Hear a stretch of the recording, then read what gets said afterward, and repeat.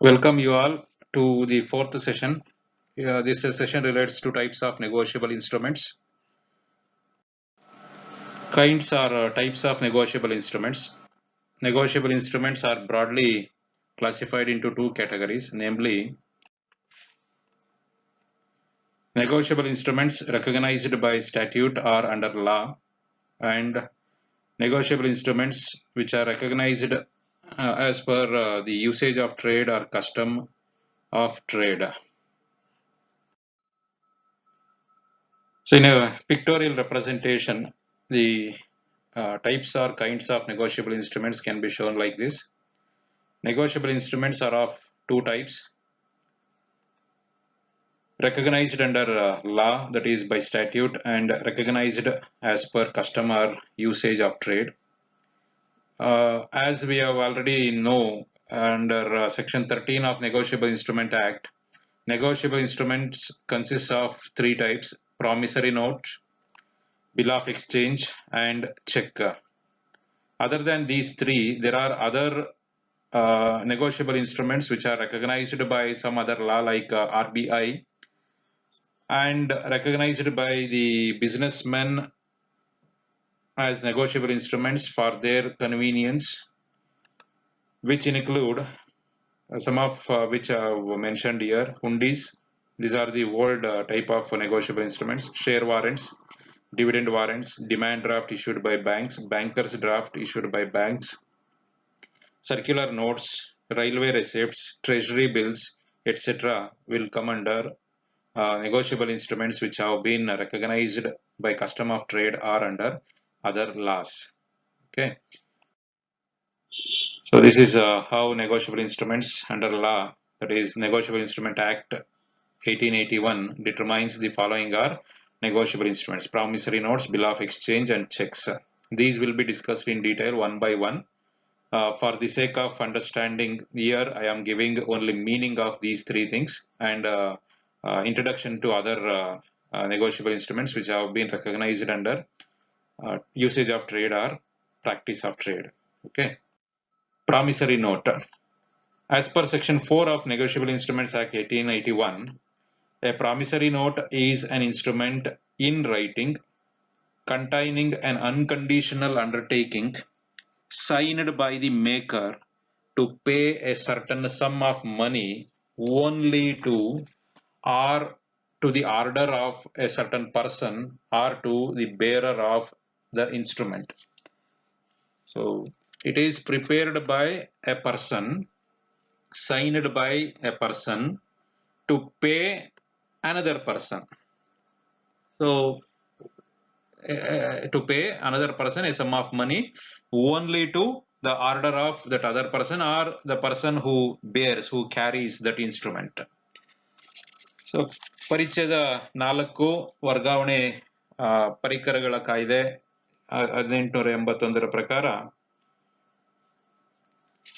ವಾಗ್ದಾನ ಪತ್ರಗಳು ಅಥವಾ ವಚನ ಪತ್ರಗಳು ಅಂತಂದ್ರೆ ಒಬ್ಬ ನಿರ್ದಿಷ್ಟ ವ್ಯಕ್ತಿಗೆ ಅಥವಾ ಅವನ ಆದೇಶವನ್ನ ಪಡೆದವನಿಗೆ ಅಥವಾ ಅದನ್ನ ತಂದವನಿಗೆ ಅಂದ್ರೆ ಬೇರರ್ ನಿರ್ದಿಷ್ಟ ಮೊತ್ತವನ್ನು ಮಾತ್ರ ಪಾವತಿ ಮಾಡಲಾಗುವುದೆಂಬ ಷರತ್ತುರಹಿತ ವಾಗ್ದಾನವನ್ನೊಳಗೊಂಡ ರಚಕನು ಸಹಿ ಮಾಡಿದ ಸೈನ್ಡ್ ಬೈ ದ ಡ್ರಾಯರ್ ಬರಹದಲ್ಲಿರುವ ಪತ್ರವೇ ವಾಗ್ದಾನ ಪತ್ರ ಅಂತ ಹೇಳಿ ಡಿಫೈನ್ ಮಾಡ್ತಾರೆ, ವ್ಯಾಖ್ಯಾನಿಸ್ತಾರೆ. ಇದು ಬ್ಯಾಂಕ್ ನೋಟ್ ಅಲ್ಲ. ಆ ಬ್ಯಾಂಕ್ ನೋಟ್ ನೀವು ನೋಡಿ, ಅದರಲ್ಲೂ ವಚನ ಇರುತ್ತೆ, I promise to pay the bearer so and so ಅಂತೇಳಿ. Reserve Bank of India governor ಅಥವಾ ಸೆಂಟ್ರಲ್ ಗವರ್ಮೆಂಟ್ ಅದಕ್ಕೆ ಸಹಿ ಮಾಡಿರುತ್ತೆ ಅದರಲ್ಲಿ. ಅವು ಆ ತರ ಏನಲ್ಲ, ಅದು recognised and issued by the sovereign bank, that is RBI in our country, or central government. 1 ರೂಪಾಯಿ ನೋಟುಗಳನ್ನೆಲ್ಲ ಸೆಂಟ್ರಲ್ ಗವರ್ಮೆಂಟ್ ಇಶ್ಯೂ ಮಾಡೋದು ಅಂತ ನಿಮ್ಗೆ ಗೊತ್ತಿರುತ್ತೆ. ಇನ್ನು ಮಿಕ್ಕಿದ ನೋಟುಗಳು RBI ಇಶ್ಯೂ ಮಾಡುತ್ತೆ. ಅದರ ಮೇಲೆ RBI ಗವರ್ನರ್ ಸೈನ್ ಮಾಡಿರ್ತಾನೆ, I promise to pay so and so ಅಂತೇಳಿ. ನೋಟ್ ತೆಗೆದು ನೋಡಿ, ಅದರ ಮೇಲೆ ಇರುತ್ತೆ. So promissory note is an instrument in writing containing an unconditional undertaking signed by the maker to pay a certain sum of money only to or to the order of a certain person or to the bearer of the instrument. ಇದು ಒಬ್ಬ ವ್ಯಕ್ತಿ ಇನ್ನೊಬ್ಬ ವ್ಯಕ್ತಿಯ ಮೇಲೆ ಬರೆಯುವಂತಹ ಒಂದು ಪತ್ರ, ಒಂದು ವಾಗ್ದಾನ ಅಥವಾ ಏನು ಸ್ವಾಮಿತ್ವ ವರ್ಗಾವಣಾ ಪತ್ರ. Okay, technically it is also called as pro note. ಇದನ್ನು ಸಾಮಾನ್ಯವಾಗಿ ಪ್ರೋ ನೋಟ್ ಅಂತ ಹೇಳಿ ಕರೀತಾರೆ. Next is bill of exchange. As per section 5 of the Negotiable Instrument Act 1881, a bill of exchange is an instrument in writing containing an unconditional undertaking signed by the maker directing a certain person to pay a certain sum of money only to or to the order of a certain person or to the bearer of the instrument. You observe here same wordings are there for both promissory note and bill of exchange, but you can observe one change is there. So bill of exchange is a direction given by the maker to a certain person to pay the sum to the order of a person or bearer of that instrument. So ನೀವು ವಾಗ್ದಾನ ಪತ್ರಗಳಿಗೂ ವಿನಿಮಯ ಪತ್ರಗಳಿಗೂ ವ್ಯತ್ಯಾಸವನ್ನು ಗಮನಿಸಬೇಕಾಗುತ್ತೆ. ಎರಡೂ ಒಂದೇ ರೀತಿಯ ಪದಗಳನ್ನು ಉಪಯೋಗಿಸಲಾಗಿದೆ, ಒಂದು ಪದವನ್ನ ಬಿಟ್ಟು. ಇದು ಒಬ್ಬ ವ್ಯಕ್ತಿಗೆ ಕೊಟ್ಟಂತ ನಿರ್ದೇಶನ, ಬೇರೊಬ್ಬ ವ್ಯಕ್ತಿಗೆ ಇಷ್ಟು ಹಣವನ್ನ ನೀನು ಕೊಡತಕ್ಕದ್ದು ಅಂತೇಳಿ. ಪ್ರಾಮಿಸರಿ ನೋಟ್ ಅಥವಾ ವಾಗ್ದಾನ ಪತ್ರದಲ್ಲಿ ನಾನು ಕೊಡಬೇಕಾಗಿದೆ ಇಂಥ ವ್ಯಕ್ತಿಗೆ ಅಂತೇಳಿ, ಅದು ಅಲ್ಲಿ ಇಬ್ಬರೇ ವ್ಯಕ್ತಿಗಳು ಬರ್ತಾರೆ. ಇಲ್ಲಿ 3 ವ್ಯಕ್ತಿಗಳು ಬರ್ತಾರೆ, ಒಬ್ಬ ಬರೆಯುವವನು, ಇನ್ನೊಬ್ಬ ಪ್ರಾಪ್ತಿಕರ್ತ ತೆಗೆದುಕೊಳ್ಳುವವನು, ಮತ್ತೊಬ್ಬ ಕೊಡುವವನು. ಸೊ ಆ ರೀತಿಯಾಗಿ 3 ಜನ ಬರ್ತಾರೆ. ಬಿಲ್ ಆಫ್ ಎಕ್ಸ್ಚೇಂಜ್ ಬಗ್ಗೆ ನೀವು methods and techniques for business decision subject ಅಲ್ಲಿ ಬಿಲ್ ಡಿಸ್ಕೌಂಟಿಂಗ್ ಅಂತ ಹೇಳಿ ಚಾಪ್ಟರ್ ಬರುತ್ತೆ. ಅಲ್ಲಿ ನೋಡಿರ್ತೀರಿ bankers discount, true discount, then bankers gain ಅಂತ ಹೇಳಿ ಲೆಕ್ಕಗಳನ್ನ ಮಾಡಿದ್ರಲ್ಲ, ಅಲ್ಲಿ ಥಿಯರಿಟಿಕಲ್ ಆಸ್ಪೆಕ್ಟ್ ಡಿಸ್ಕಸ್ ಮಾಡಿದಾಗ ಇದ್ರ ಬಗ್ಗೆ ನಿಮ್ಗೆ ಇಂಟ್ರೊಡಕ್ಷನ್ ಕೊಟ್ಟಿರ್ತಾರೆ. Okay, next is cheque. As per section 6 of the Negotiable Instrument Act 1881, a check is a bill of exchange drawn on a specified banker and not expressed to be payable otherwise than on demand. So you can observe, I think you have all seen the check of a bank. ನಿಮ್ಮ ತಂದೆ ತಾಯಿಗಳು ಅಥವಾ ನಿಮಗೆ scholarship ಈ ತರದ ಹಣವನ್ನ ನಿಮಗೆ ಕೊಟ್ಟಾಗ ಚೆಕ್ ಗಳನ್ನ ಕೊಟ್ಟಿರ್ತಾರೆ, ಅದನ್ನ ನೀವು ನೋಡಿರ್ತೀರಿ ಅಂತ ಭಾವಿಸ್ತೇನೆ. Cheque is a bill of exchange. ಇದು ಒಂದು ರೀತಿಯ ಬಿಲ್ ಆಫ್ ಎಕ್ಸ್ಚೇಂಜ್ ಏನೇ, ವಿನಿಮಯ ಪತ್ರವೇ. ಆದರೆ ವ್ಯತ್ಯಾಸ ಏನಂದ್ರೆ, ಇದು ಒಬ್ಬ ವ್ಯಕ್ತಿ ತನ್ನ ಬ್ಯಾಂಕರ್ನ ಮೇಲೆ ಆದೇಶಿಸಿರುವಂತ ಒಂದು ಪತ್ರ. ಬ್ಯಾಂಕರ್ನ ಮೇಲೆ ನನಗೆ ಹಣವನ್ನ ಕೊಡಿ, ನನ್ನ ಹಣ ನಿಮ್ಮ ಹತ್ರ ಇದೆ, ನನಗೆ ಹಣವನ್ನ ಕೊಡಿ, ಅಥವಾ ನಾನು ಆದೇಶಿಸಿರುವಂತ ಇಂಥ ವ್ಯಕ್ತಿಗೆ ಹಣವನ್ನ ಕೊಡಿ ಅಂತ ಹೇಳಿ ಆದೇಶ ನೀಡಿರುವಂತ ಒಂದು ಪತ್ರ. ಈ ಪತ್ರ ಸಾಮಾನ್ಯಕ್ಕೆ ಒಂದು ಫಾರ್ಮೇಟ್ ಅಲ್ಲೇ ಇರುತ್ತೆ. ಇದನ್ನ ಯಾರು ತನಗೆ ತಾನೇ ಬರೆಯೋದಕ್ಕೆ ಬರೋದಿಲ್ಲ. ಅದೇ ಬಿಲ್ ಆಫ್ ಎಕ್ಸ್ಚೇಂಜ್ ಅಥವಾ ಪ್ರಾಮಿಸರಿ ನೋಟ್ಗಳನ್ನ ವ್ಯಕ್ತಿಗಳು ತಮಗೆ ತಾವೇ ಬರ್ಕೊಳ್ತಾರೆ. ಅದಕ್ಕೆ ಯಾವುದೇ ರೀತಿಯ ಫಾರ್ಮೇಟ್ ಇರೋದಿಲ್ಲ, ಆದೇಶಗಳನ್ನ ನೀಡೋದಕ್ಕೆ ಫಾರ್ಮೇಟ್ ಇಲ್ಲ. ಬಟ್ ಚೆಕ್ಗಳು ಬಂದಾಗ ಇದು ಬ್ಯಾಂಕ್ ಕೊಟ್ಟಿರುವಂತ ಮುದ್ರಿತವಾದಂತ ಹಾಳೆಯಲ್ಲಿ ಅವ್ರು ಯಾವ ಫಾರ್ಮೇಟ್ ಅಲ್ಲಿ ಕೊಟ್ಟಿರ್ತಾರೋ ಅದೇ ಹಾಳೆಯಲ್ಲಿ ಬ್ಯಾಂಕಿಗೆ ಆದೇಶವನ್ನ ನೀಡಬೇಕಾಗುತ್ತೆ. ಇದು ಒಂದು ರೀತಿಯ ಆದೇಶನೇ. ನನ್ನ ಹಣ ನಿಮ್ಮ ಹತ್ರ ಇದೆ, ಈ ಹಣವನ್ನ ನನಗೆ ವಾಪಸ್ ಕೊಡಿ, ಅಥವಾ ಇದನ್ನ ಯಾರು ಈ ಒಂದು ಪತ್ರವನ್ನು ಯಾರು ತರ್ತಾರೋ ಅವ್ರಿಗೆ ಕೊಡಿ, ಅಥವಾ ಈ ಒಂದು ಪತ್ರದಲ್ಲಿ ಬರೆದಿರುವಂತ ಹೆಸರಿನ ವ್ಯಕ್ತಿಗೆ ಕೊಡಿ ಅಂತೇಳಿ ಕೊಡುವಂತ ಆದೇಶ ಪತ್ರ, ಅದನ್ನ ಚೆಕ್ ಅಂತ ಹೇಳ್ತೀವಿ. Cheque is a bill of exchange drawn on a specified banker, not on a specified person. ಯಾರೋ ವ್ಯಕ್ತಿ ಮೇಲೆಲ್ಲ, ಬ್ಯಾಂಕರ್ನ ಮೇಲೆ ಬರೆದಿರುವಂತದ್ದು. And not expressed to be payable otherwise than on demand. ಇದು ನೋಡಿ, ಇದು ಪಾಯಿಂಟ್. ಆ ವ್ಯಕ್ತಿ ಯಾರಿಗೆ ಆ ಒಂದು ಪತ್ರವನ್ನ ಬರೆಯಲಾಗಿದೆಯೋ ಆ ವ್ಯಕ್ತಿ ಬಂದು ಬ್ಯಾಂಕರ್ನ ಹತ್ರ ಬೇಡಿಕೆಯನ್ನ ಸಲ್ಲಿಸಬೇಕು, ಇದರಲ್ಲಿರುವಂತಹ ಹಣವನ್ನ ಕೊಡಿ ಅಂತೇಳಿ. ಬ್ಯಾಂಕರ್ನೇ ಹುಡುಕೊಂಡೋಗಿ ಆ ಹಣವನ್ನ ಕೊಟ್ಟು ಬಿಟ್ಟು ಬರೋದಲ್ಲ. ಬ್ಯಾಂಕರ್ಗೆ ಒಂದು ಪತ್ರವನ್ನ ತಂದು ತನ್ನ ಬ್ಯಾಂಕಿನ ಅವಧಿಯಲ್ಲಿ ಅದನ್ನ ಪ್ರೆಸೆಂಟ್ ಮಾಡಿದ್ರೆ, ಮತ್ತೆ ನನಗೆ ಈ ಹಣ ಬೇಕು ಅಂತ ಕೇಳಿದ ಬೇಡಿಕೆ ಇಟ್ಟಾಗ ಆ ಹಣವನ್ನ ಕೊಡಬೇಕಾಗತ್ತೆ. ಇದು ಚೆಕ್ಕಿನ ಒಂದು ವಿಚಾರ. ಸೊ ಇವು 3 ನೆಗೋಷಿಯಬಲ್ ಇನ್ಸ್ಟ್ರೂಮೆಂಟ್ ಆಕ್ಟ್ 1881 ಪ್ರಕಾರ ಚಲಾವಣೆಯಲ್ಲಿರುವಂತಹ negotiable instruments, promissory note, bill of exchange ಮತ್ತೆ ಚೆಕ್ಗಳು. ಇವುಗಳನ್ನ ಬಿಟ್ಟು ಇತರೆ ರೀತಿಯ ನೆಗೋಷಿಯಬಲ್ ಇನ್ಸ್ಟ್ರೂಮೆಂಟ್ಸ್ ಆಚರಣೆಯಲ್ಲಿದ್ದಾವೆ. ಅವುಗಳನ್ನ ಮುಂದೆ ನೋಡಲಾಗುವುದು. Negotiable instruments by custom or usage of trade. ವ್ಯಾಪಾರದ ಆಚರಣೆಗಳು, ವ್ಯಾಪಾರದ ರೂಢಿಗಳು ಏನಿದಾವೆ, ಆ ರೂಢಿಗಳಲ್ಲಿ ವ್ಯಾಪಾರಸ್ಥರು ತಮಗೆ ತಾವೇ ಕೆಲವೊಂದು ನೆಗೋಷಿಯಬಲ್ ಇನ್ಸ್ಟ್ರೂಮೆಂಟ್ಸ್ ಗೆ ಆದ್ಯತೆಯನ್ನ ಕೊಟ್ಟು ಅವುಗಳಿಗೆ ಕಾನೂನಾತ್ಮಕತೆಯನ್ನ ನೀಡಿರುತ್ತಾರೆ. ಅಂತವು ಯಾವ್ಯಾವು ಅಂತ ಹೇಳಿ ಕೆಲವೊಂದನ್ನ ಬೇರೆ ಕಾಯ್ದೆಗಳಲ್ಲಿ ನಾನು ಆಗ್ಲೇ ಹೇಳಿದಾಗೆ ರಿಸರ್ವ್ ಬ್ಯಾಂಕ್ ಆಫ್ ಇಂಡಿಯಾ ಇಂಥ ಒಂದು ಪತ್ರಗಳನ್ನ ನೆಗೋಷಿಯಬಲ್ ಇನ್ಸ್ಟ್ರೂಮೆಂಟ್ಸ್ ಅಂತ ಹೇಳಿ ಒಪ್ಪಿಕೊಂಡು ಅದಕ್ಕೆ ಕಾನೂನು ಬದ್ಧತೆಯನ್ನ ನೀಡಿರುತ್ತಾರೆ. Some other acts will provide validity, sanctity to such instruments. Those instruments are also called as negotiable instruments. What are those? Let us see them all.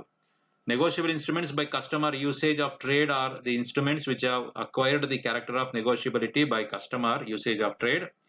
These include hundis, share warrants, dividend warrants, demand draft, banker's draft, circular note, bearer debenture, debentures of Bombay Port Trust, railway receipt, delivery orders, treasury bills.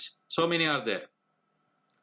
So out of these, so many of them are not in practice nowadays because of check system, bill of exchange also. Promissory notes, bill of exchange and checks are also losing their importance nowadays because of digitalization of banking transactions. So ಎಲ್ಲವೂ digitalise ಆಗಿರೋದ್ರಿಂದ online transactions ಬಂದಿರೋದ್ರಿಂದ ಬಹಳಷ್ಟು ಇಲ್ಲಿರುವಂತಹ negotiable instruments ತಮ್ಮ ಪ್ರಾಮುಖ್ಯತೆನ ಕಳ್ಕೊಳ್ತಿದ್ದಾವೆ. But ವಾಣಿಜ್ಯ ವಿದ್ಯಾರ್ಥಿಗಳಾಗಿ ಇವುಗಳನ್ನ ತಿಳ್ಕೊಳ್ಳೋದ್ರಲ್ಲಿ ತಪ್ಪಿಲ್ಲ. ಅದರಿಂದಾಗಿ ಒಂದು ಸಿಲೆಬಸ್ ಅಲ್ಲಿ ಇಟ್ಟಿರುವಂತಹ ಒಂದು ಕಾನ್ಸೆಪ್ಟ್ ಆದ್ರಿಂದ ಇವುಗಳನ್ನು ತಿಳ್ಕೊಳ್ಬೇಕಾದ್ದು ನಮ್ಮೆಲ್ಲರ ಕರ್ತವ್ಯ. ಅದಕ್ಕೋಸ್ಕರ ಇಲ್ಲಿ ಡಿಸ್ಕಸ್ ಮಾಡ್ತಿದ್ದೀವಿ. Okay, hundis. A hundi is an unconditional order in writing made by a person directing another to pay a certain sum of money to a person named in the order. It resembles like bill of exchange. ಇದು ಹಳೆಯ ಕಾಲದ್ದವು. ಹಳೆಯ ಕಾಲದ ವ್ಯಾಪಾರೀಕರಣ ಏನು 1900 ಆಸುಪಾಸಿನಲ್ಲಿ ಇದ್ದಂತಹ ಒಂದು ಬರವಣಿಗೆಯ ಪತ್ರಗಳು. ಸಾಮಾನ್ಯವಾಗಿ ಒಬ್ಬ ವ್ಯಕ್ತಿ ಇನ್ನೊಬ್ಬ ವ್ಯಕ್ತಿಗೆ ಇಂಥ ವ್ಯಕ್ತಿಗೆ ನೀನು ಹಣವನ್ನ ಕೊಡಬೇಕು ಅಂತ ಹೇಳಿ ಬರೀತಿದ್ರು. ಅದನ್ನ ಹುಂಡಿ ಅಂತ ಕರಿತಿದ್ರು. ಅದನ್ನ ಇತ್ತೀಚಿನ ದಿನಗಳ ಬಿಲ್ ಆಫ್ ಎಕ್ಸ್ಚೇಂಜ್ ಅಂತಾನೆ ಕರಿತೀವಿ. Being a part of an informal system, ಅನಧಿಕೃತವಾದಂತ ವ್ಯವಸ್ಥೆಯಲ್ಲಿದ್ದಂಥದ್ದು. Hundis now have no legal status and were not covered under Negotiable Instruments Act 1881. They were mostly used as checks by indigenous bankers. ಇತ್ತೀಚೆಗೆ local bankers ಅಥವಾ ಏನು ನಮ್ಮ ಭೂಪ್ರದೇಶದಲ್ಲಿ ನಮ್ಮ ಸುತ್ತಮುತ್ತಲು ಸಿಗುವಂತಹ ಬ್ಯಾಂಕರ್ಗಳು ಅಂತ ಏನ್ ಕರ್ಕೋತೀವಿ, ಪಾನ್ ಬ್ರೋಕರ್ಸ್ ಆಗಿರ್ಬೋದು ಅಥವಾ ನಿಮ್ಮ ಒಡವೆಗಳನ್ನ ಒತ್ತೆ ಇಟ್ಟುಕೊಂಡು ನಿಮಗೆ ಹಣವನ್ನ ಕೊಡುವಂತಹದ್ದಾಗಿರ್ಬೋದು, ನಿಮ್ಮ ಸುತ್ತಮುತ್ತಲು ಸಿಗುವಂತಹ ಅಂತವ್ರನ್ನ ಇಂಡಿಜಿನಿಯಸ್ ಬ್ಯಾಂಕರ್ಸ್ ಅಂತ ಹೇಳಿ ಕರ್ಕೋಬಹುದು. ಅಂತವರು ಬೇಕಾದ್ರೆ ಇವುಗಳನ್ನ ಬಳಸ್ತಿರ್ತಾರೆ ಅನ್ನಬಹುದು. ಬಟ್ ಇವುಗಳೆಲ್ಲ ಈಗ ತನ್ನ ಪ್ರಾಮುಖ್ಯತೆಯನ್ನ ಕಳ್ಕೊಂಡಿದ್ದಾವೆ. Next, so this is a format of hundi. Date ನೋಡಿ 1951 ಅಂತಿದೆ. ಅದಕ್ಕೆ ಸ್ಟಾಂಪ್ ಹಚ್ಚಿದ್ದಾರೆ. ಸ್ಟಾಂಪ್ ಮೇಲೆ ಹುಂಡಿ ಅಂತಿದೆ. 6 ಆಣಾಸ್ ಅಂತಿದೆ. ಆಗಿನೆಲ್ಲ ಗೊತ್ತಿರೋ ಹಾಗೆ 6 ಆಣ, 4 ಆಣ, 4 ಆಣೆ ಆಣೆಗಳಲ್ಲಿ ಲೆಕ್ಕ ಆಗ್ತಿತ್ತು. ಆ ಒಂದು ಸ್ಟ್ಯಾಂಪ್ ಅನ್ನ ಹಚ್ಚಿದ್ದಾರೆ, ಸಿಗ್ನೇಚರ್ ಮಾಡಿದ್ದಾರೆ. ಯಾರು, ಲಕ್ಷ್ಮಣ್ ದಾಸ್ ಕಿಂಗರ್ ಅಂತ ಯಾರು ಯಾವೊಬ್ರು ನೋಡಿ. ಅದನ್ನ ಒಂದು ಫಾರ್ಮೆಟ್ ಅಲ್ಲೇ ಇದೆ. But I promise to pay, ಇಲ್ಲಿ ನೋಡಿ, 86 days after date we promise to pay to Seth Mangu Lal Bhagwan Das or order the sum of rupees 2500 only for value received in cash this day. This day means 10th/7 1951 or 12th/4 1951. So ಇದು ಒಂದು ಹುಂಡಿಯ specimen ಈ ರೀತಿ ಇರ್ತಿತ್ತು ಅಂತ. Share warrants. A share warrant is a document. Share ಅಂದಿದ ತಕ್ಷಣ ನಿಮ್ ಗಮನಕ್ಕೆ ಬರುತ್ತೆ ಶೇರ್ ಸರ್ಟಿಫಿಕೇಟ್ಗಳು. ಶೇರ್ ಸರ್ಟಿಫಿಕೇಟ್ ಅಲ್ಲ ಇದು, share warrant. Share warrant is a document issued by the company under its common seal stating that its bearer is entitled to the shares or stock specified therein. They are transferable by mere delivery without registration of transfer. Share certificates ಅನ್ನ transfer ಮಾಡ್ಬೇಕಾದ್ರೆ ಕಂಪನಿಯ book ಅಂತ ಇರುತ್ತೆ, ಆ share certificate book ಅಂತ ಇರುತ್ತೆ. ಅಲ್ಲಿ transfer ಅನ್ನ ರಿಜಿಸ್ಟರ್ ಮಾಡ್ಕೋಬೇಕು. ರಿಜಿಸ್ಟರ್ ಮಾಡ್ತಾರೆ ಪ್ರತಿ ಸರ್ತಿ ಶೇರ್ಗಳನ್ನ ಕೊಂಡುಕೊಂಡಾಗ ಮಾರಿದಾಗ ಆ ಒಂದು ಟ್ರಾನ್ಸಾಕ್ಷನ್ ಒಂದು ದಾಖಲೆ ಕಂಪನಿಯ ರೆಕಾರ್ಡ್ಸ್ ಅಲ್ಲಿ ಆಗುತ್ತೆ. ಬಟ್ ಇಲ್ಲಿ ಶೇರ್ ವಾರೆಂಟ್ ಅಂದ್ರೆ it is issued by a company under its common seal stating that its bearer is entitled to shares or stock specified there in.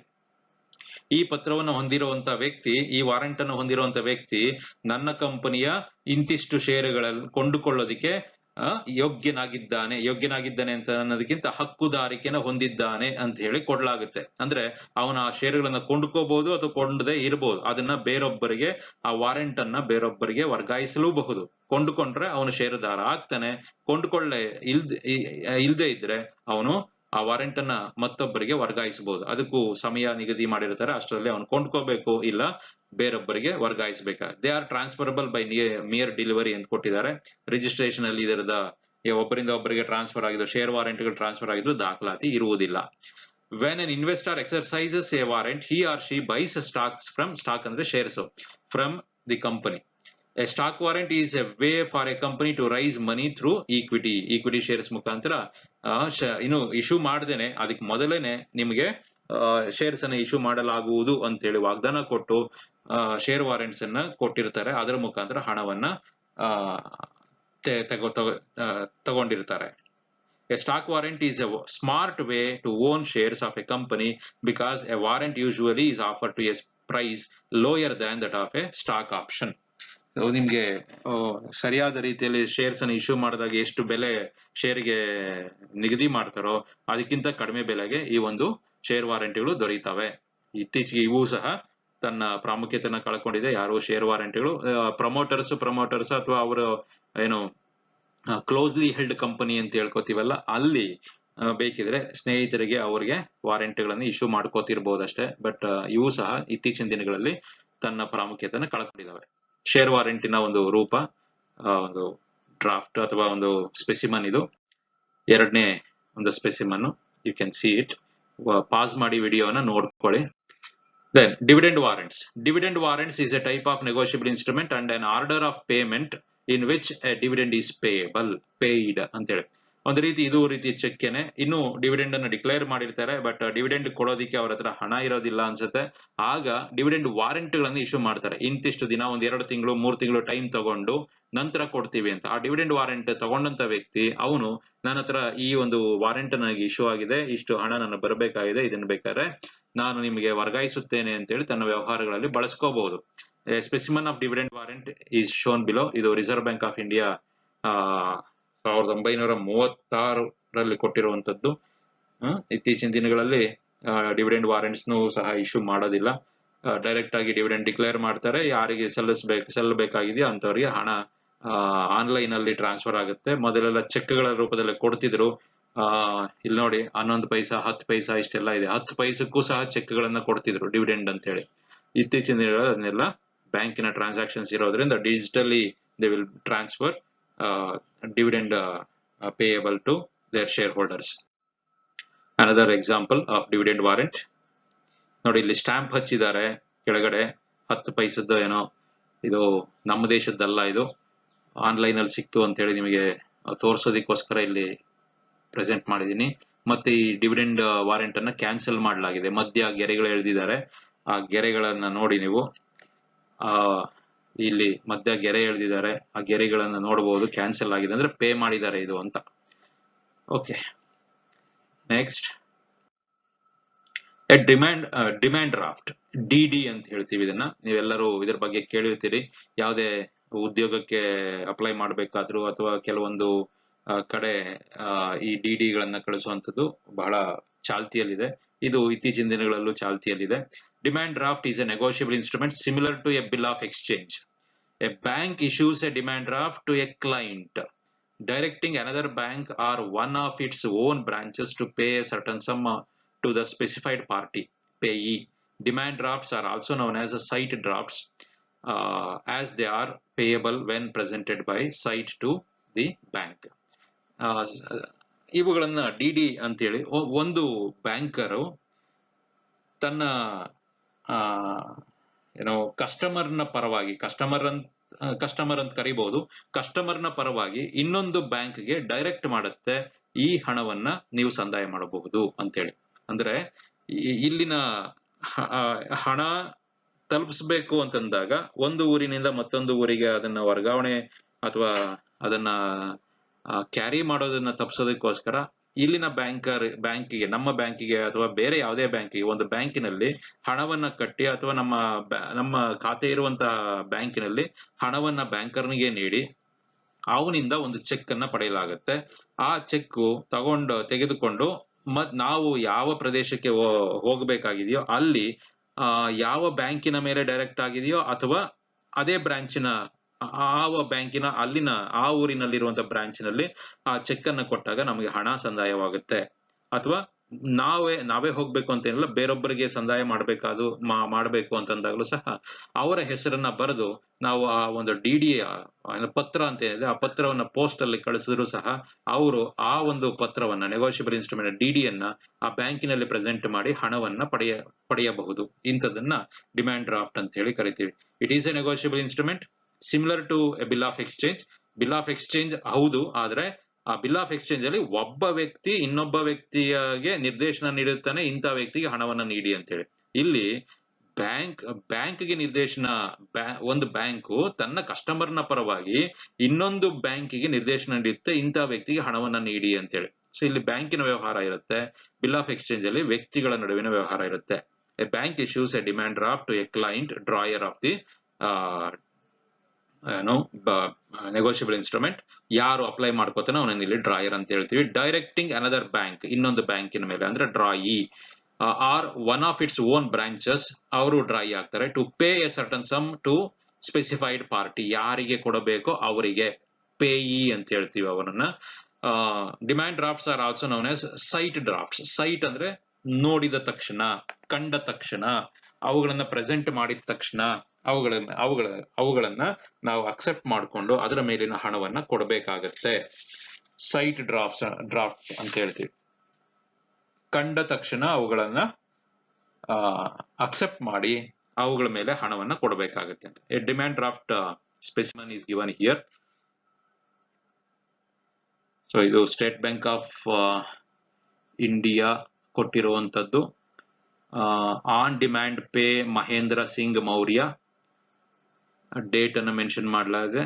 On demand pay Mahendra Singh Maurya order ಅಂತ ಸೇರಿಸಿದ್ದಾರೆ ನೋಡಿ.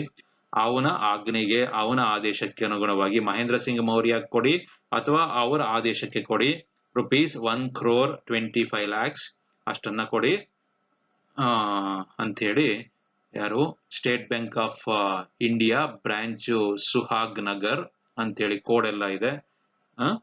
So ಇದು State Bank of India. ಕೆಳಗಡೆ ಯಾವ ಬ್ಯಾಂಕ್ಗೆ ಅಂತ ನಿರ್ದೇಶನ ಕೊಟ್ಟಿರ್ತಾರೆ, ಅದನ್ನ ಮಾಡಿದಂತಹ ಅಧಿಕಾರಿಯ ಸೈನ್ ಇರುತ್ತೆ. ನಂತರ ಇಲ್ಲಿ ಡಿ ನಂಬರ್ ಇರುತ್ತೆ. ಇವೆಲ್ಲನೂ ಅಲ್ಲಿನ ವಿಶೇಷಗಳು, ಎಸೆನ್ಷಿಯಲ್ ಫೀಚರ್ಸ್ ಅಂತ ಹೇಳಿ ಕರಿತೀವಿ. ಇದು ಡಿಮ್ಯಾಂಡ್ ಡ್ರಾಫ್ಟಿನ ಒಂದು specimen. Next bankers draft. Bankers ಡ್ರಾಫ್ಟ್ಗೂ ಡಿಮ್ಯಾಂಡ್ ಡ್ರಾಫ್ಟ್ಗೂ ಅಷ್ಟೊಂದು ವ್ಯತ್ಯಾಸ ಇಲ್ಲ, ಬಟ್ ನೋಡಿ ಮೀನಿಂಗ್ ನೋಡಿದ್ರೆ ನಿಮ್ಗೊಂದು ಅರ್ಥ ಬರುತ್ತೆ. Bankers cheque or bankers draft is a cheque where the funds are withdrawn directly from a bank's funds, not from individuals account. ಇಲ್ಲಿ ಇದು ಡಿಮ್ಯಾಂಡ್ ಡ್ರಾಫ್ಟ್ ತರನೇ, ಬಟ್ ಬ್ಯಾಂಕರು ತನ್ನ ಬ್ಯಾಂಕಿನ ಹಣವನ್ನ ಇಂಡಿವಿಜುವಲ್ ಅಕೌಂಟ್ ಇಂದ ತೆಗೆಯೋಲ್ಲ, ತನ್ನ ಬ್ಯಾಂಕಿನ ಹಣವನ್ನ ಒಂದು ನಿರ್ದೇಶಿತನ ಪರವಾಗಿ ತೆಗೆದು ಬೇರೊಂದು ಬ್ಯಾಂಕಿಗೆ ಆದೇಶವನ್ನ ನೀಡಲಾಗುತ್ತೆ. It is a cheque provided to a customer of a bank or acquired from a bank for remittance purposes that is drawn by the bank. So drawer ಯಾರು ಇಲ್ಲಿ? ಬ್ಯಾಂಕೇ ಡ್ರಾಯರ್ ಆಗ್ತಾರೆ. ಯಾರು ಡಿಮ್ಯಾಂಡ್ ಡ್ರಾಫ್ಟ್ ಅಲ್ಲಿ ಬರೆಯುವವರು ಅಥವಾ ಅದನ್ನ ಸೃಷ್ಟಿ ಮಾಡುವಂತವರು ಒಬ್ಬ ವ್ಯಕ್ತಿ, ಆದ್ರೆ ಇಲ್ಲಿ ಆ ಒಂದು ಪತ್ರವನ್ನ ಸೃಷ್ಟಿ ಮಾಡುವಂತವರು ಡ್ರಾಯರ್ ಆಫ್ ದಿ ಬಿಲ್ ಅಂತ ಕರಿತೀವಿ. ಅವರು ಬ್ಯಾಂಕರ್ನೇ ಆಗಿರ್ತಾನೆ. ಅಂಡ್ ಡ್ರಾನ್ ಯಾರ ಮೇಲೆ ಬರೆದಿರ್ತಾರೆ? On another bank payable through or at a bank, ಬ್ಯಾಂಕಿನ ಮುಖಾಂತರವೇ ಕೊಡಬೇಕು ಅಂತ ಇರುತ್ತೆ. ಸೊ ಬ್ಯಾಂಕರ್ಸ್ ಡ್ರಾಫ್ಟಿನ ಒಂದು ಸ್ಪೆಸಿಮನ್ ಈ ರೀತಿ ಇದೆ. ಬಾರ್ಕ್ಲೇಸ್ ಬ್ಯಾಂಕಿನ ಒಂದು ಸ್ಪೆಸಿಮನ್ ರವೀಂದ್ರ ಕುಮಾರ್ ಅನ್ನೋರಿಗೆ ಕೊಡಿ, ಅಕೌಂಟ್ ಪೇಯಿ 1 ಮಿಲಿಯನ್, ಇದು ಹೊರದೇಶದ್ದು, 1,600,000 ಇಂಡಿಯಾ ರುಪೀಸ್ ಅಂತ ಹೇಳ್ತಿದ್ದಾರೆ. ಆರ್ಡರ್ ಅಂತ ಮೆನ್ಷನ್ ಮಾಡಿದ್ದಾರೆ. ಸೇಮ್ ಇದು ಬ್ಯಾಂಕರ್ಸ್ ಡ್ರಾಫ್ಟ್ಗೂ ಮತ್ತೆ ಡಿಮ್ಯಾಂಡ್ ಡ್ರಾಫ್ಟ್ಗೂ ಒಂದೇ ರೀತಿ ಇದು ಬರುತ್ತೆ. ಬಟ್ ಹಣ ಡಿಮ್ಯಾಂಡ್ ಡ್ರಾಫ್ಟ್ ಅಲ್ಲಿ ಕಸ್ಟಮರ್ ಇಂದ ಪಡ್ಕೊಂಡಿರ್ತಾರೆ. ಬ್ಯಾಂಕರ್ಸ್ ಡ್ರಾಫ್ಟ್ ಅಲ್ಲಿ ಬ್ಯಾಂಕರು ತನ್ನಲ್ಲಿರುವಂತ ಹಣವನ್ನೇ ಒಂದು ರೀತಿ ಸಾಲ ಅನ್ಕೊಂಡ್ ಬೇಕಾದ್ರೆ ಅನ್ಕೋಬಹುದು ನೀವು. ಕಸ್ಟಮರ್ನ ಪರವಾಗಿ ತನ್ನ ಹಣವನ್ನ ಕಸ್ಟಮರ್ನ ಏನೋ ಜವಾಬ್ದಾರಿಯಲ್ಲಿ ಹಣವನ್ನ ಕ್ರಿಯೇಟ್ ಮಾಡಿ ಮತ್ತೊಂದು ಬ್ಯಾಂಕಿಗೆ ಕೊಡಿ ಅಂತ ಹೇಳಿ ಆದೇಶ ನೀಡಿರುತ್ತಾರೆ. ನೆಕ್ಸ್ಟ್ ಈ ಸರ್ಕ್ಯುಲರ್ ನೋಟ್, ಇದು ವಿದೇಶಿ ವ್ಯಾಪಾರದಲ್ಲಿ ಬರುವಂತದ್ದು. Circular note is a written request by a bank on its foreign correspondents to pay a specified sum of money to a named person when, ಇದೊಂದು ರೀತಿ ಟ್ರಾವೆಲರ್ಸ್ ಚೆಕ್ ತರನು ನಡೆಯುತ್ತೆ. When presenting the note for payment, the person to be paid must produce a letter called a letter of indication which is usually refer to in the circular note. Circular note ಅಲ್ಲಿ ಒಂದು ಇದಕ್ಕೆ ಸಂಬಂಧಪಟ್ಟಂತೆ ಇನ್ನೊಂದು ಪತ್ರವನ್ನು ನೀಡಲಾಗಿರುತ್ತೆ. ಆ ಪತ್ರವನ್ನ ಆ ವಿದೇಶಕ್ಕೆ ಹೋದಾಗ ಆ ಪತ್ರವನ್ನ ಪ್ರೆಸೆಂಟ್ ಮಾಡಿದಾಗ ಮಾತ್ರ ಕೊಡ್ಲಾಗುತ್ತೆ. ಯಾಕಂದ್ರೆ ಐಡೆಂಟಿಫಿಕೇಶನ್ ಇದೇ ವ್ಯಕ್ತಿ ಅಂತ ಹೇಳಿ ಅವ್ರಿಗೆ ಗೊತ್ತಾಗಬೇಕಲ್ಲ, ಅದಕ್ಕೋಸ್ಕರ ಆ ಒಂದು ಪತ್ರವನ್ನ ಏನೋ ಲೆಟರ್ ಆಫ್ ಇಂಡಿಕೇಶನ್ ಅನ್ನ ಪಡ್ಕೊಂಡು ಈ ಒಂದು ಸರ್ಕ್ಯುಲರ್ ನೋಟಿನಲ್ಲಿರುವಂತಹ ಹಣವನ್ನ ವರ್ಗಾವಣೆ ಮಾಡಲಾಗುತ್ತೆ. ಇದನ್ನ ಫಾರಿನ್ ಕರೆಸ್ಪಾಂಡೆಂಟ್ಸ್ ಮೇಲೆ ಬರೆಯಲಾಗಿರುತ್ತೆ. Circular notes are generally issued against a payment of cash to the amount of the notes, but the notes need not necessarily be cashed, but may be returned to the banker in exchange for the amount for which they were originally issued. ಅದನ್ನ ಮತ್ತೆ ವಾಪಸ್ಸು ಬ್ಯಾಂಕರ್ಗೆ ತಂದು ಅದನ್ನ ವಾಪಸ್ ಪಡಿಬಹುದು use ಆಗದೆ ಇದ್ರೆ ಅಂತ. ಬೇರರ್ ಡಿಬೆಂಚರ್ಸ್, ಇದು ಇತ್ತೀಚಿನ ದಿನಗಳಲ್ಲಿ ಇಲ್ಲ. ಬೇರರ್ ಡಿಬೆಂಚರ್ಸ್ ಯಾರು ಇಶ್ಯೂ ಮಾಡೋದಿಲ್ಲ ಈಗ, ಎಲ್ಲರೂ ರಿಜಿಸ್ಟರ್ಡ್ ಡಿಬೆಂಚರ್ಸೇ ಕೊಡೋದು. Bearer debentures are unregistered debentures that can be transferred by mere delivery. ಕಂಪನಿಗಳು ಸಾಲ ಪತ್ರಗಳು ಅಂತ ಇಶ್ಯೂ ಮಾಡ್ತವೆ, ಬಟ್ ಇದು ಕಂಪನಿಯ ಪುಸ್ತಕದಲ್ಲಿ ರಿಜಿಸ್ಟರ್ ಆಗಿರೋದಿಲ್ಲ. ಬೇರರ್ ಡಿಬೆಂಚರ್ಸ್ ಒಬ್ಬರಿಂದ ಒಬ್ಬರಿಗೆ ಅದು ವರ್ಗಾವಣೆ ಆಗ್ತಾ ಇರುತ್ತೆ. ವರ್ಷಕ್ಕೆ ಯಾರಿಗೆ ಬರ್ತದೋ ಅವರಿಗೆ ಅದರ ಮೇಲೆ ಹಕ್ಕು ಬರ್ತಿರುತ್ತೆ. No records are maintain the books of company. Debenture holders books ಅಲ್ಲಿ ಯಾವುದೇ ರೀತಿಯ ರೆಕಾರ್ಡ್ಸ್ ಇರೋದಿಲ್ಲ. Such debentures are issued physically on paper. Coupons of interest are attached to document and interest is paid to the holders as it falls due. ಕೂಪನ್ಗಳನ್ನ ಮೊದಲೇ ಕೊಟ್ಬಿಟ್ಟಿರ್ತಾರೆ, interest ಸಂಬಂಧಪಟ್ಟಂತೆ ಬಡ್ಡಿ ಕೊಡಬೇಕಲ್ಲ ಸಾಲ ಪತ್ರಗಳ ಮೇಲೆ. ರಿಜಿಸ್ಟರ್ಡ್ ಡಿಬೆಂಚರ್ಸ್ ಆದ್ರೆ ಅವರಿಗೆ 6 ತಿಂಗಳಿಗೊಮ್ಮೆ ಅಥವಾ ವರ್ಷಕ್ಕೊಮ್ಮೆ ಬಡ್ಡಿ ಅವ್ರಿಗೆ ಏನ್ ಬರಬೇಕಾಗಿರುತ್ತೆ ಅದನ್ನ ಕಂಪನಿಯಿಂದಾನೇ ಕೊಡ್ಲಾಗುತ್ತೆ, ಚೆಕ್ಗಳ ಮುಖಾಂತರ ಅಥವಾ ಡೈರೆಕ್ಟ್ ಡಿಜಿಟಲ್ ಟ್ರಾನ್ಸ್ಫರ್ ಬ್ಯಾಂಕ್ಗೆ ಡೈರೆಕ್ಟ್ ಆಗಿ ಟ್ರಾನ್ಸ್ಫರ್ ಮಾಡ್ತಾರೆ. ಬಟ್ ಇಲ್ಲಿ ಇದು ಫಿಸಿಕಲ್ ಪೇಪರ್ ಆದ್ರಿಂದ ಮತ್ತೆ ರಿಜಿಸ್ಟರ್ಡ್ ಡಿಬೆಂಚರ್ಸ್ ಅಲ್ಲದೆ ಇರೋದ್ರಿಂದ ಅದರ ಮೇಲೆ ಬರುವಂತ ಬಡ್ಡಿಯನ್ನ ಕೂಪನ್ಗಳಾಗಿ ನೀಡಲಾಗಿರುತ್ತೆ. ಆ ಬಡ್ಡಿ ಆ ಒಂದು ಡಿಬೆಂಚರ್ಗಳು ಯಾರ ಹತ್ರ ಇರುತ್ತೋ ಅವರು ಆ ಬಡ್ಡಿಯನ್ನು ಸ್ವೀಕಾರ ಮಾಡೋದಕ್ಕೆ ಅವಕಾಶ ಮಾಡಿಕೊಡಲಾಗುತ್ತೆ. Debentures of Bombay Port Trust, Bombay Port Trust ಅಂತ ಮೊದಲಿತ್ತು, ಅವರು ಇಶ್ಯೂ ಮಾಡ್ತಿದ್ದಂತಹ ಡಿಬೆಂಚರ್ಸ್ ಇವುಗಳನ್ನ ಬಹಳಷ್ಟು ಕಾಲ negotiable instruments ಆಗಿ ಬಳಸಲಾಗುತ್ತಿತ್ತು. Railway receipts. Railway receipt means the receipt issued under section 65 of railway act 1989. ನೋಡಿ, ಇನ್ನೊಂದು ಆಕ್ಟ್ ಪ್ರಕಾರ ಇದು ಒಂದು ರೀತಿಯಲ್ಲಿ ಕಾಯ್ದೆ ಪ್ರಕಾರ ಇಶ್ಯೂ ಆಗಿರುವಂತಹ ನೆಗೋಷಿಯಬಲ್ ಇನ್ಸ್ಟ್ರೂಮೆಂಟ್ ಏನು ರೆಕಗ್ನೈಸ್ಡ್. ಅದೇ ರೀತಿ ಟ್ರೆಷರಿ ಬಿಲ್ಸ್ ಅಂತ ಬರುತ್ತೆ. ಟ್ರೆಷರಿ ಅವರು ಚೆಕ್ ಇದು ಬಿಲ್ಗಳನ್ನ ಟ್ರೆಷರಿ ಫಾರ್ಮ್ಸ್ ಅಲ್ಲಿ ಇಶ್ಯೂ ಮಾಡಿರ್ತಾರೆ, ಅವುಗಳನ್ನು ಸಹ ನೆಗೋಷಿಯಬಲ್ ಇನ್ಸ್ಟ್ರೂಮೆಂಟ್ಸ್ ಅಂತ ಹೇಳಿ ಬರೀಬಹುದು. Delivery orders. Delivery order is a document from the consignee to another party. Consignee, shipper or owner of freight ordering the release of freight to another party. ಇದು delivery order. ಒಬ್ಬ ವ್ಯಕ್ತಿ ಮತ್ತೊಬ್ಬ ವ್ಯಕ್ತಿಗೆ ನನಗೆ ಹಣ ಸಂದಾಯವಾಗಿದೆ, ಈ ಸಂಬಂಧಪಟ್ಟಂತ ವಸ್ತುಗಳನ್ನ ಇದರ ಮೇಲೆ ಹೇಳಿರುವಂತಹ ವ್ಯಕ್ತಿಗೆ ರಿಲೀಸ್ ಮಾಡಬಹುದು ಅಂತ ಹೇಳಿ ಕೊಡುವಂಥದ್ದು. Thus the list of negotiable instruments is unending. With the growth of commerce, new kinds of securities may evolve as negotiable instruments. ಬಹಳಷ್ಟು ಇದಾವೆ, ಇನ್ನೂ ಡಿಸ್ಕಸ್ ಮಾಡ್ಬೇಕಾದ್ರು ನೀವು ತಿಳ್ಕೊಳ್ಳಿ, ಪುಸ್ತಕಗಳನ್ನ ಓದಿ ತಿಳ್ಕೊಳ್ಳಿ. ಬೇರೆ ಬೇರೆ ರೀತಿಯು ಏನು ನಾವು promissory note, bill of exchange ಮತ್ತೆ ಚೆಕ್ಗಳನ್ನ ಡಿಸ್ಕಸ್ ಮಾಡಿದ್ವಿ, ಅವುಗಳ ಮೇಲೆ ನಿಮಗೆ ಪ್ರಶ್ನೆ ಇರುತ್ತೆ ಪರೀಕ್ಷೆಗಳಲ್ಲಿ. ಹುಂಡಿ ಮತ್ತೆ ಡಿಮ್ಯಾಂಡ್ ಡ್ರಾಫ್ಟ್ ಇವುಗಳ ಸಂಬಂಧಪಟ್ಟಂತೆ ಅಷ್ಟಾಗಿ ಪ್ರಶ್ನೆಗಳು ಇರೋದಿಲ್ಲ. ಇದ್ರೂ 2 ಮಾರ್ಕ್ಸಿಗೆ ಮಾತ್ರ ಬರುತ್ತೆ, ಅದನ್ನ ನೋಡ್ಕೊಳ್ಳಿ, ಓದ್ಕೊಳ್ಳಿ. Next, let me make you understand the differences between negotiable instrument and a non-negotiable instrument, because if you come to know the difference, if you come to know what are non-negotiable instruments, you will be in a position to clearly state which instrument is negotiable and which instrument is non-negotiable. Let us see the differences between both of them, negotiable instrument and non-negotiable instrument. A negotiable instrument, already we have discussed, can be transferred from one person to another by endorsement and delivery if it is an order instrument, and by mere delivery if it is a bearer instrument. So negotiable instrument can be transferred from one person to another by mere delivery if it is bearer instrument, or by endorsement, by signing on the backside of that instrument and delivering that instrument. But a non-negotiable instrument cannot be transferred from one person to another either way, by endorsement and delivery or by mere delivery. So if you want to transfer a non-negotiable instrument from one person to another person, it must be supported by another document, another instrument of transfer. ಇನ್ನೊಂದು letter ಅನ್ನ ಬರೆದು ಈ ಒಂದು ನಾನ್ negotiable instrument ಮತ್ತೊಬ್ಬ ವ್ಯಕ್ತಿಗೆ ವರ್ಗಾಯಿಸಲಾಗುತ್ತಿದೆ ಅಂತ ಬರೀಬೇಕಾಗುತ್ತೆ. ಅದೇ negotiable instrument ಮೇಲೆ ಆತರ ಏನಿಲ್ಲ. ಹಿಂಬರವನ್ನ ಹಾಕುವುದರ ಮುಖಾಂತರ ಅಥವಾ ಅದನ್ನ ಬೇರೊಬ್ಬ ವ್ಯಕ್ತಿಗೆ ವಶಕ್ಕೆ ಕೊಡುವುದರ ಮುಖಾಂತರ ಆ ಒಂದು ನೆಗೋಷಿಯಬಲ್ ಇನ್ಸ್ಟ್ರೂಮೆಂಟ್ ಅನ್ನ ಒಬ್ಬರಿಂದ ಒಬ್ಬರಿಗೆ ವರ್ಗಾಯಿಸ್ಕೊಂಡು ಹೋಗ್ಬೋದು. ಆದ್ರೆ ನಾನ್ ನೆಗೋಷಿಯಬಲ್ ಇನ್ಸ್ಟ್ರೂಮೆಂಟ್ ಆ ರೀತಿ ಅಲ್ಲ. ನೀವು ವರ್ಗಾಯಿಸ್ಕೊಳ್ಬೇಕು ಅಂದ್ರೆ ಅದಕ್ಕೆ ಇನ್ನೊಂದು ಲೆಟರ್ ಅಟ್ಯಾಚ್ ಆಗ್ಬೇಕಾಗತ್ತೆ. ಇಂಥ ಒಂದು ಪತ್ರವನ್ನ ನಾನು ಈ ದಿನ ಇಂಥವ್ರಿಗೆ ವರ್ಗಾಯಿಸುತ್ತಿದ್ದೇನೆ ಅಂತ ಹೇಳಿ ಒಪ್ಪಿಗೆ ಪತ್ರವನ್ನ ಬರ್ಕೊಡ್ಬೇಕಾಗತ್ತೆ. ಅದು ಮುಖ್ಯವಾದಂತಹ ಒಂದು ವ್ಯತ್ಯಾಸ. It is easier to transfer a negotiable instrument than a non negotiable instrument. ಮೊದಲನೇ ಪಾಯಿಂಟ್ ಅಲ್ಲಿ ನೋಡಿದ ಹಾಗೆ ನೆಗೋಷಿಯಬಲ್ ಇನ್ಸ್ಟ್ರೂಮೆಂಟ್ ಅನ್ನ ಸುಲಭವಾಗಿ ಟ್ರಾನ್ಸ್ಫರ್ ಮಾಡಬಹುದು ಒಬ್ಬ ವ್ಯಕ್ತಿಯಿಂದ ಮತ್ತೊಬ್ಬ ವ್ಯಕ್ತಿಗೆ. ನಾನ್ ನೆಗೋಷಿಯಬಲ್ ಇನ್ಸ್ಟ್ರೂಮೆಂಟ್ ಆ ರೀತಿ ಟ್ರಾನ್ಸ್ಫರ್ ಮಾಡಕ್ಕಾಗೋದಿಲ್ಲ. ಪ್ರಾಪರ್ ಸ್ಟಾಂಪಿಂಗ್ ಬೇಕಾಗುತ್ತೆ, ರಿಜಿಸ್ಟ್ರೇಷನ್ ಬೇಕಾಗುತ್ತೆ, ಸಾಕ್ಷಿಗಳಿರ್ಬೇಕಾಗುತ್ತೆ. ಈ ತರದೆಲ್ಲ ಕಂಡೀಷನ್ಸ್, ನಿರ್ಬಂಧಗಳು ಇದಾವೆ ನಾನ್ ನೆಗೋಷಿಯಬಲ್ ಇನ್ಸ್ಟ್ರೂಮೆಂಟ್ ಗೆ ಸಂಬಂಧಪಟ್ಟಂತೆ. Then third difference, the transferee of a negotiable instrument gets a better title than that of transferor or any of the previous endorsers in the case of negotiable instrument. Negotiable instrument ಕೆಳಗಡೆ ನಾವು ಈಗಾಗಲೇ ತಿಳ್ಕೊಂಡಿರೋ ಹಾಗೆ ಯಾರು ಅದನ್ನ ಪಡೀತಾನೋ, transferee ಅಂತ ಏನ್ ಕರಿತೀವೋ, ನಾವು discuss ಮಾಡ್ಕೊಂಡ್ ಬಂದಿದ್ದೀವಿ. ಏನೋ ಹೋಲ್ಡರ್ ಇನ್ ಡ್ಯೂ ಕೋರ್ಸ್ ಅಂತೇಳಿ.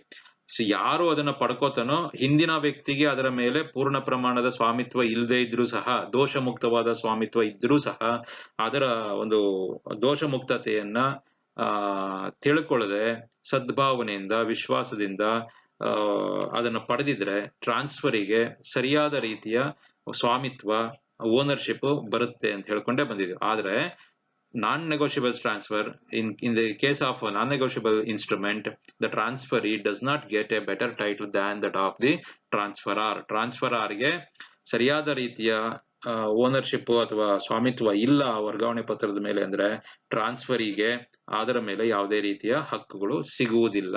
he cannot claim, he cannot sue. Right to sue ಅನ್ನೋ ಒಂದು ಪಾಯಿಂಟ್ ಅನ್ನ ತಿಳ್ಕೊಂಡ್ವಿ ಫೀಚರ್ಸ್ ಆಫ್ ನೆಗೋಷಿಯಬಲ್ ಇನ್ಸ್ಟ್ರೂಮೆಂಟ್ ಅಲ್ಲಿ. ಇವನು ಅಂತ ದೋಷ ಮುಕ್ತವಾಗಿರುವಂತ ಪತ್ರಗಳ ಮೇಲೆ ಏನೋ ದಾವೆಯನ್ನ ಹೂಡಿ ನ್ಯಾಯಾಲಯದಿಂದ ಪರಿಹಾರವನ್ನ ಪಡೆಯೋದಕ್ಕೆ ಸಾಧ್ಯ ಆಗೋದಿಲ್ಲ in case of non negotiable instrument. Fourth difference, negotiable instrument is safer than non-negotiable instrument. Fifth difference, consideration is presumed in the case of negotiable instrument, and hence the holder of a negotiable instrument need not prove that he has obtained the instrument for a valuable consideration. ನಮಗಿಲ್ಲಿ ಪ್ರತಿಫಲ ಇದೆ ಅಂತ ಹೇಳಿ ಈಗಾಗಲೇ discuss ಮಾಡಿದಾಗೆ ಪ್ರಿಸಂಪ್ಷನ್ಸ್ of negotiable instrument ಅಲ್ಲಿ consideration ಇದ್ದುಕೊಂಡು ಪ್ರತಿಫಲದ ಆಧಾರದ ಮೇಲೆನೆ ನೆಗೋಷಿಯಬಲ್ ಇನ್ಸ್ಟ್ರೂಮೆಂಟ್ ಅನ್ನ ಬರೆಯಲಾಗಿದೆ ಅಂತ ಹೇಳಿ ಒಂದು ಪೂರ್ವ ಭಾವನೆ ಅಂತ ಕರಿತೀವಿ, ಊಹೆ ಇತ್ತು, ಕಲ್ಪನೆ ಇತ್ತು. ಆದ್ರೆ ಇಲ್ಲಿ ನಾನ್ ನೆಗೋಷಿಯಬಲ್ ಇನ್ಸ್ಟ್ರೂಮೆಂಟ್ ಅಲ್ಲಿ ಆ ತರದ ಪೂರ್ವ ಭಾವನೆಯನ್ನ ಹೊಂದಿರಲು ಸಾಧ್ಯ ಇಲ್ಲ. But the holder of a non negotiable instrument has to prove that he obtained the instrument for valuable consideration. Then the holder of a negotiable instrument need not prove the validity of the title to the endorsement. ಅವನೇನು ನಂದೇ ಇದು, ನಾನೇ ಇದರ owner ಅಂತ ಹೇಳಿ prove ಮಾಡ್ಕೊಳ್ಳುವಂತ ಅವಶ್ಯಕತೆ ಇಲ್ಲ. Anybody can hold it and he can encash the amount mentioned in the negotiable instrument. But in the case of non-negotiable instrument, the party, the transferor, must prove his ownership. The holder of a negotiable instrument need not give a notice of the possession of the instrument to the transferor or any of the previous parties liable on it. ಇದನ್ನ features ಅಲ್ಲಿ discuss ಮಾಡಿದ್ವಿ. ನಾನು ಈ ಒಂದು ಪತ್ರವನ್ನ ಬೇರೊಬ್ಬನಿಗೆ ವರ್ಗಾಯಿಸುತ್ತಿದ್ದೇನೆ ಅಂತ ಹೇಳಿ ನನಗೆ ಆ ಪತ್ರವನ್ನು ಕೊಟ್ಟಿರ್ತಾನಲ್ಲ ಅವನಿಗೆ ತಿಳಿಸಬೇಕೆಂಬ ಒಂದು ಅವಶ್ಯಕತೆ ಏನಿರೋದಿಲ್ಲ ಇಲ್ಲಿ ನೆಗೋಷಿಯಬಲ್ ಇನ್ಸ್ಟ್ರೂಮೆಂಟ್ ಅಲ್ಲಿ. ಆದ್ರೆ non negotiable instrument is required to give a notice. ಹಿಂದಿನ ವ್ಯಕ್ತಿ ಯಾರು ಇವನಿಗೆ ಆ ಒಂದು ಪತ್ರವನ್ನು ಕೊಟ್ಟಿರ್ತಾರೋ ಆ ವ್ಯಕ್ತಿಗೆ, ನಾನು ಇಂಥ ವ್ಯಕ್ತಿಗೆ ಈ ಪತ್ರವನ್ನ ವರ್ಗಾವಣೆ ಮಾಡುತ್ತಿದ್ದೇನೆ ಅಂತೇಳಿ ಒಂದು ತಿಳುವಳಿಕೆ ಪತ್ರವನ್ನು ಹಿಂದಿನವನಿಗೆ ಕೊಡಬೇಕು. ಅವನು ತಿಳ್ಕೋಬೇಕು ನನ್ನ ಪತ್ರ ಎಲ್ಲೆಲ್ಲಿದೆ ಅಂತ ಹೇಳಿ. ಆ ರೀತಿಯಾದಂತದ್ದು ನಾನ್ ನೆಗೋಷಿಯಬಲ್ ಇನ್ಸ್ಟ್ರೂಮೆಂಟ್ ಅಲ್ಲಿ ಇದೆ ಅಂತೇಳಿ. So these are the differences. Okay, similar reference books are mentioned here. You refer these books for further information. Thank you. We can meet in fifth session. Thank you.